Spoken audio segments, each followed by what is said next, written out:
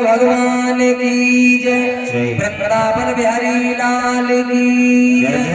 सच्चे दरबार की जय।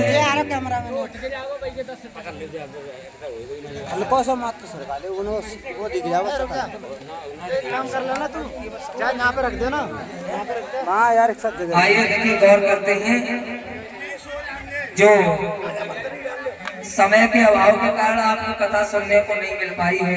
रामायण का एक छोटा सा प्रसंग है केवट संवाद के बारे में। केवट संवाद के बारे में गौर करते हैं। देखिए जब प्रभु श्री राम का विवाह माता सीता के साथ में हो जाता है, अयोध्या में आ जाते हैं, वापस लौट करके थोड़े समय अयोध्या में रहे हैं। उसके बाद में जो महाराज दशरथ की पत्नी जो थी कैकेयी, वैसे तो दशरथ के कितनी रानियां थी कोई बताएगा? दशरथ के कितनी रानियां थी भाई? 3 रानियां नहीं, दशरथ के 3 नहीं, दशरथ के 760 रानियां थी। ये जगदीश रामायण का प्रसंग है। जगदीश रामायण खोल के देखना, महाराज दशरथ के 3 नहीं 760 रानियां थी। और बताया गया है कि 3 रानियों का दर्जा सबसे ऊंचा था, इसलिए 3 को ही गिना जाता है। कौशल्या, कैकेयी और सुमित्रा 3 को गिना जाता है। महाराज दशरथ की जो पत्नी थी कैकेयी ने जब देखा है कि राम को अयोध्या का राजा बनाया जा रहा है, कैकेयी ने महाराज दशरथ को बुलाया और महाराज दशरथ से एक बात कही है कि महाराज आप पर हमारे 2 वरदान उधार हैं। और वरदान किस समय के हैं? जब महाराज दशरथ देवासुर संग्राम लड़ने के लिए गए थे और महाराज दशरथ के रथ के पहिया की जब कील निकल जाती है तो कैकेयी ने उसमें अपनी उंगली फंसा दी थी और महाराज दशरथ को देवासुर संग्राम जिताया था। तब महाराज दशरथ ने कैकेयी से कहा था, कैकेयी तुम हमसे कोई तो वरदान मांग लो। लेकिन कैकेयी ने कहा, महाराज अभी समय नहीं है, लेकिन समय आने पर वरदान जरूर मांग लूंगी। तो कैकेयी ने महाराज दशरथ को बुलाया और महाराज दशरथ से कहा, महाराज आप याद कीजिए कि आप पर हमारे 2 वरदान पहले के उधार हैं। कैकेयी ने जवाब दिया है, महाराज कि मेरे 2 वरदान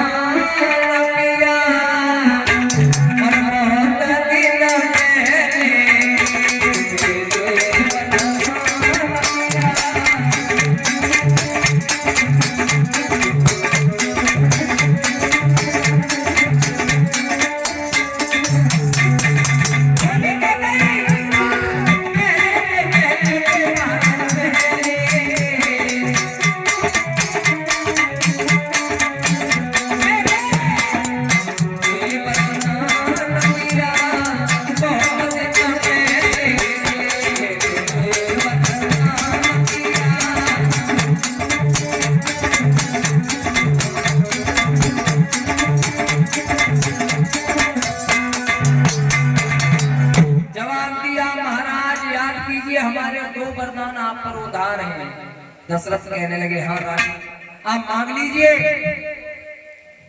कैकेयी कहने लगी, महाराज सबसे पहला वरदान तो यह है कि आप हमारे बेटे भरत को अयोध्या का राजा बनाए। दशरथ ने कहा, ठीक है कैकेयी कोई बात नहीं है, अगर आप राम को राजा बना हुआ नहीं देखना चाहती हो तो हम भरत को राजा बना देंगे, भरत को राजा बना देंगे। दूसरा वरदान कैकेयी कहने लगी, महाराज दूसरा वरदान ये है कि राम को 14 वर्ष का वनवास दे दीजिए। महाराज दशरथ कहने लगे, कैकेयी ये तुमने क्या मांग लिया है? राम में तो हमारे प्राण बसते हैं, हम जीते जी मर जाएंगे, लेकिन मजबूरी बस महाराज दशरथ को वो वरदान कैकेयी को देना पड़ा। भरत को राजा बनाया गया। इधर राम जो है वो वनवास के लिए तैयार होते हैं। शेषावतारी लक्ष्मण भी वनवास में जाने के लिए तैयार हो गए और माँ सीता भी वनवास में जाने के लिए तैयार हो जाती है। मंत्री सुमंत को राम के साथ में भेजा और कहा है कि राम को थोड़ी दूर तक छोड़े आओ इस रथ से। रथ में सवार होकर के प्रभु श्री राम वन के लिए चले हैं। अब कहानी शुरू होती है यहाँ से। मंत्री सुमंत के साथ में जब प्रभु श्री राम चले हैं वनवास के लिए, आंखों से आंसू बह रहे हैं। जंगल में राम को छोड़ा है। राम ने कहा मंत्री सुमंत से, भैया हमें पिता की आज्ञा हेतु वनवास में जाना है। अब आप ऐसा करो, आप यहाँ से वापस चले जाएं। आप यहाँ से वापस चले जाएं। और गोस्वामी तुलसीदास जी ने एक चौपाई लिखी है कि श्री राम लखन सीता मैया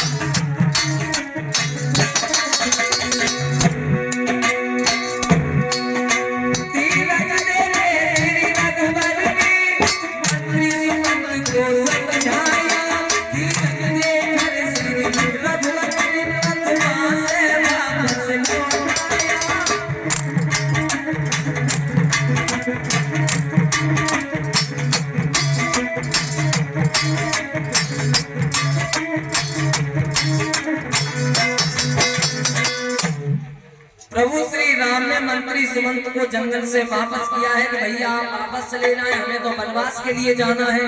तो मंत्री सुमंत वहां से वापस लौट करके आते हैं। इधर प्रभु श्री राम शेषावतारी लक्ष्मण और मैया सीता के साथ आगे को बढ़े हैं। तो पहुंच गए गंगा जी के पार पर, गंगा को पार करने हेतु जहां पर केवट अपनी नाव को लिए बैठा है। तो प्रभु श्री राम केवट के पास में गए और केवट से कहा है, भैया केवट हमें वनवास के लिए जाना है, गंगा जी से पार कर दो। प्रभु श्री राम ने नाव के लिए केवट से कहा कि मांगी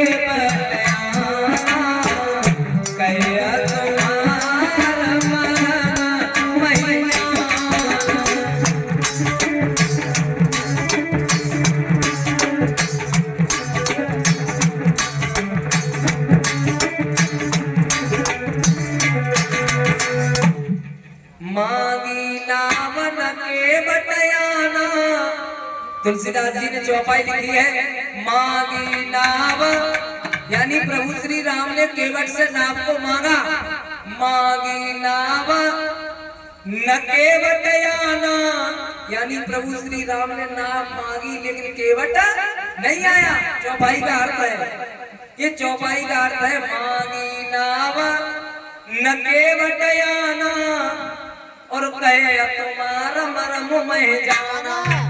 प्रभु श्री राम ने नाम मांगी लेकिन केवट नहीं आया। और दूसरा अर्थ, मांगी नावन और केवट आना मांगी नावन, यानी नाव प्रभु श्री राम ने मांग भी नहीं पाई। और केवट आना कहे तुम्हार मरम में, प्रभु श्री राम ने नाम मांग भी नहीं पाई और केवट आ गया, कहने लगा प्रभु श्री राम हम तुम्हारे मरम को बहुत देर पहले से जानते हैं, बहुत पहले से तुम्हारे मरम को जानते हैं। और जो केवट ने इतनी बात कही कि प्रभु हम तुम्हारे मरम को बहुत पहले से जानते हैं, लक्ष्मण आश्चर्य में पड़ गए, बाजी बा ये केवट क्या कह रहा है, ये हमारे मरम को जानता है। लक्ष्मण ने राम से कहा भैया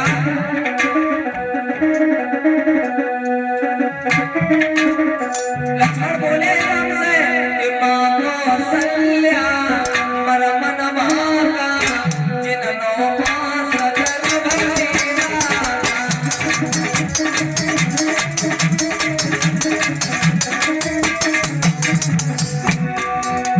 लक्ष्मण कहने लगे भैया राम हमारे मरम को तो मां कौशल्या ने नहीं समझ पाया, और ये केवट क्या कह रहा है कि हम तुम्हारे मरम को बहुत पहले से जानते हैं।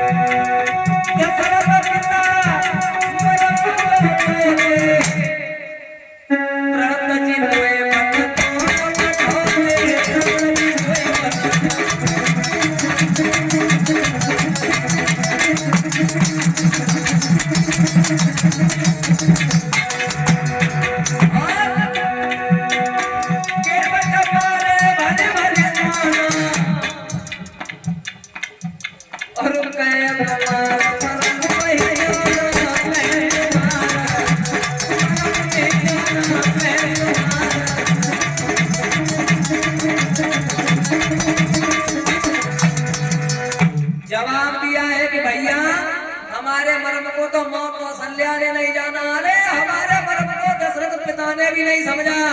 और ये केवट क्या कह रहा है कि हम तुम्हारे मर्म को बहुत पहले से जानते हैं। भैया क्या कारण है? तो ये जो केवट था, ये केवट पूर्व जन्म में कौन था? केवट पूर्व जन्म में कछुआ था, कछुआ, और चीर सिंह में रहता था।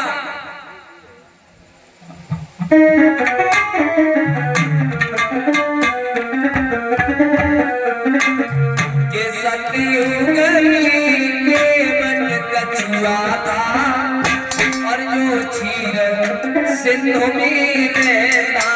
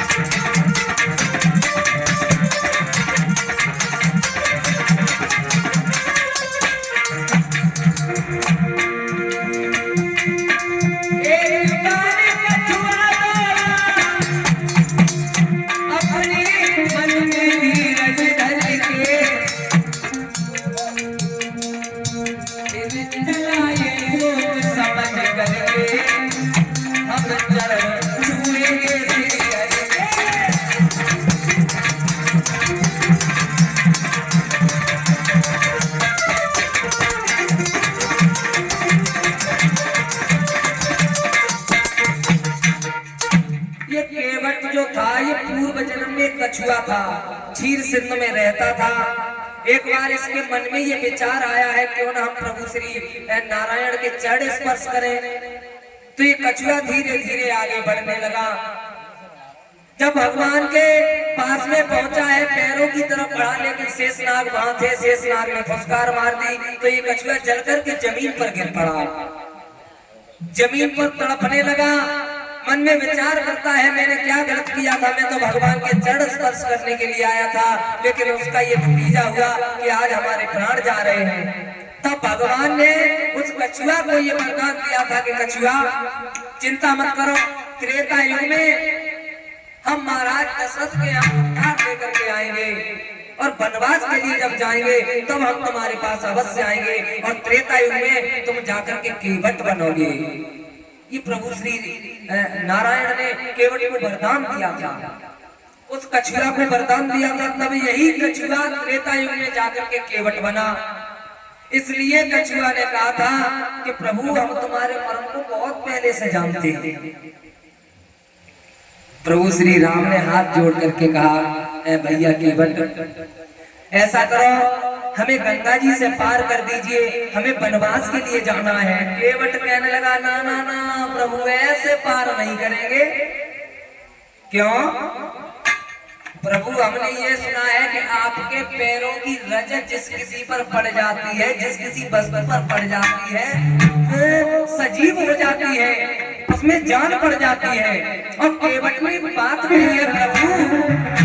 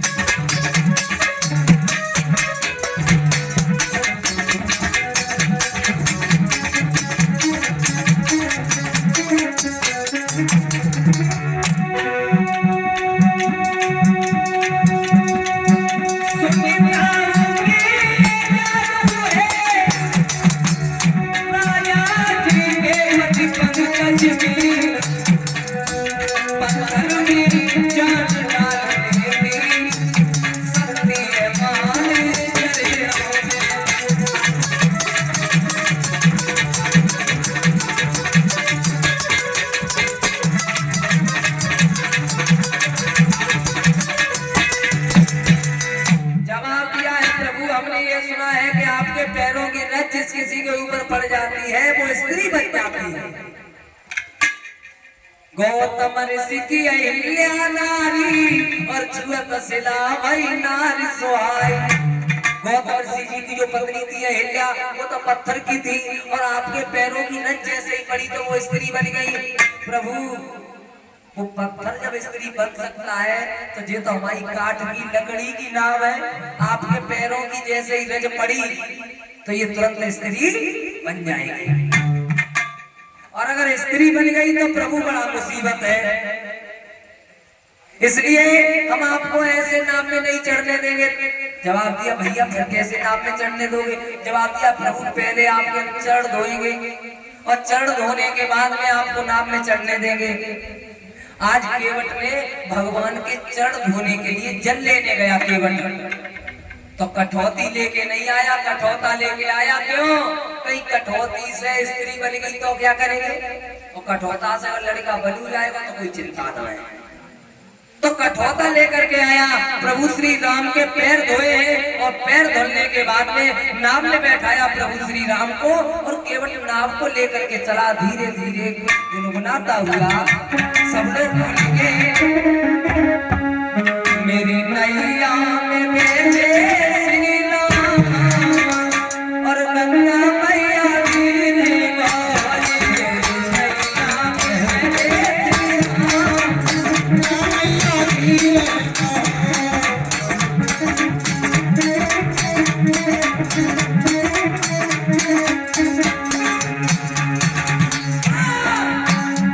मेरी नैया में मेरे श्री राम मेरी नैया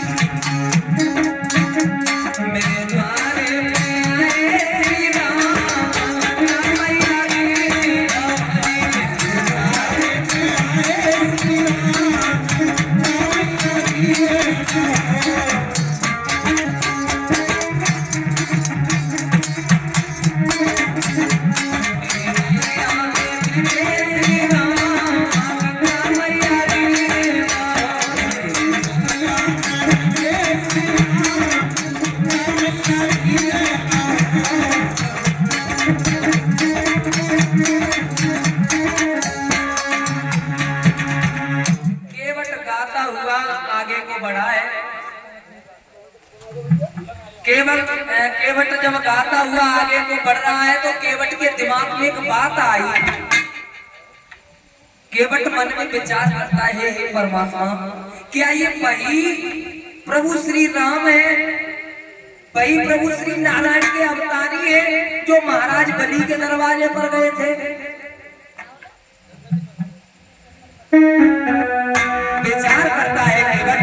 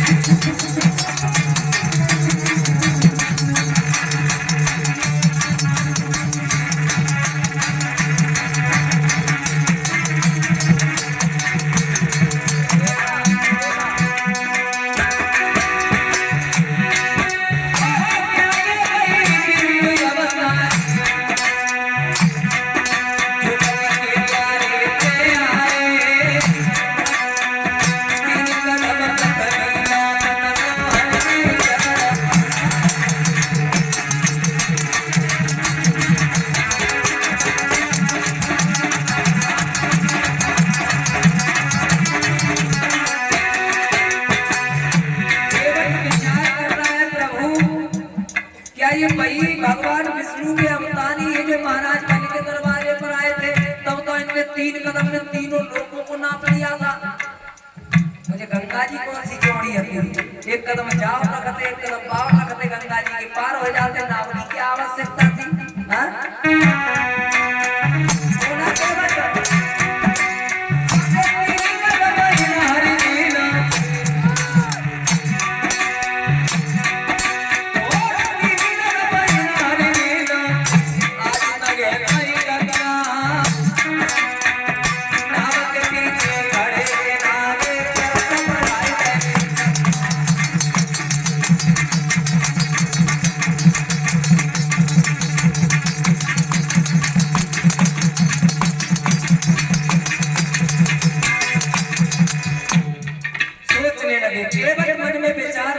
बलि के दरवाजे पर तो 3 कदम में तीनों लोगों को नाप लिया था, तो गंगा जी कौन सी जोड़ी थी?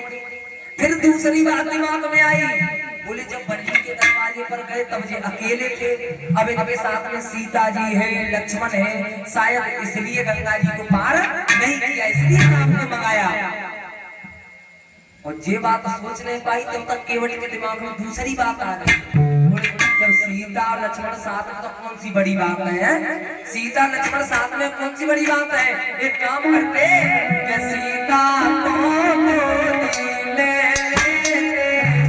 और लखन लाल की भूखा गए।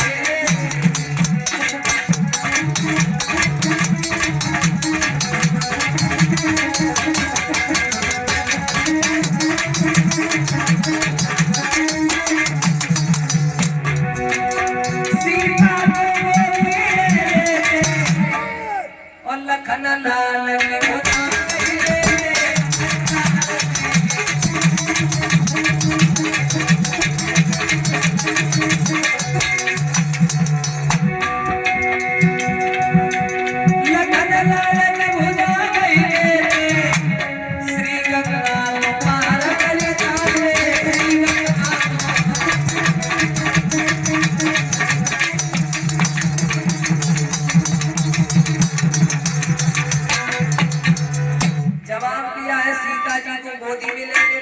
लक्ष्मण की बाहें पकड़ लेते, गंगा जी के पार हो जाते। इस तरीका से केवट सोच रहा है। फिर केवट ने ये सोचा, हो सकता है सीता को इसलिए गोदी में नहीं लिया है क्योंकि जल में वरुण देवता का वास है, तो जल में से वरुण देव देख रहे हैं, ऊपर से सूर्य भगवान देख रहे हैं, इसलिए सीता को गोदी में नहीं लिया। ऐसे केवट विचार करता हुआ जा रहा है, तब तक गंगा जी के उस पार पहुंच जाता है। प्रभु श्री राम को उतारा है भगवान से। केवट वहीं खड़ा है। अब भगवान के पास में कुछ देने के लिए नहीं था जो केवट को उतराई में दे दे। तो माता सीता खड़ी थी, वो समझ गई है सीता जी।